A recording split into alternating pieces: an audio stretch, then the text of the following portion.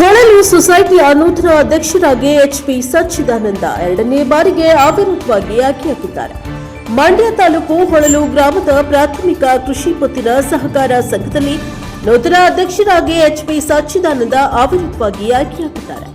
HP ದೊಡ್ಡೇಗೌಡರವರ ರಾಜೀನಾಮೆಯಿಂದ ತೆರವಾಗಿದ್ದ ಅಧ್ಯಕ್ಷರ ಸ್ಥಾನಕ್ಕೆ ಚುನಾವಣೆಯು ಶುಕ್ರವಾರ ಸಂಘದಲ್ಲಿ ನಡೆಯಿತು.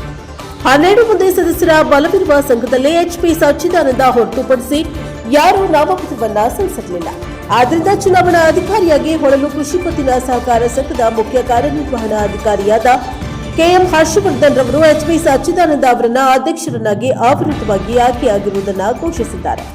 ನೂತನ ಅಧ್ಯಕ್ಷರಾದ ಎಚ್ಪಿ ಸಚ್ಚಿದಾನಂದ ಅಲಿಯಾಸ್ ಪಪ್ಪಿ ಮಾತನಾಡುತ್ತಾ, ಸಹಕಾರ ಸಂಘಕ್ಕೆ ಎರಡನೇ ಬಾರಿಗೆ ಎಲ್ಲರ ಸಹಕಾರದಿಂದ ಅವಿರೋಧವಾಗಿ ಆಯ್ಕೆಯಾಗಿದ್ದಾರೆ. ಮುಂದೆ ನಿಮ್ಮೆಲ್ಲರ ಆಶೀರ್ವಾದವಿರಲಿ. ನಾವು 12 ಸದಸ್ಯರು ಒಗ್ಗಟ್ಟಿನಿಂದ ಒಳ್ಳೆಯ ಅಭಿವೃದ್ಧಿ ಕೆಲಸಗಳನ್ನು ಮಾಡಿ ಜಿಲ್ಲೆಯಲ್ಲಿಯೇ ಒಂದು ಮಾದರಿ ಸಹಕಾರಿ ಸಂಸ್ಥೆಯನ್ನಾಗಿ ಸಂಘವನ್ನ ಉನ್ನತ ಮಟ್ಟಕ್ಕೆ ಕೊಂಡೊಯ್ಯುತ್ತೇವೆ ಎಂದು ಹೇಳಿದ್ದಾರೆ. ಹಾಗೂ ನಮ್ಮ ಸಂಘಕ್ಕೆ 100 ವರ್ಷ ತುಂಬಿರುವ ಕಾರಣ ಶತಮಾನೋತ್ಸವ ಕಾರ್ಯಕ್ರಮವನ್ನು ವಿಜೃಂಭಣೆಯಿಂದ ನಡೆಸಲು ಆಡಳಿತ ಮಂಡಳಿಯವರು ತೀರ್ಮಾನಿಸಿದ್ದಾರೆ.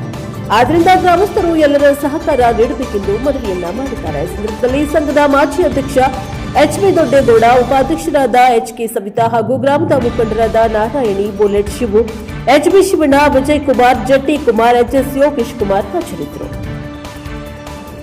Bureau report NKS TV4 Mandya.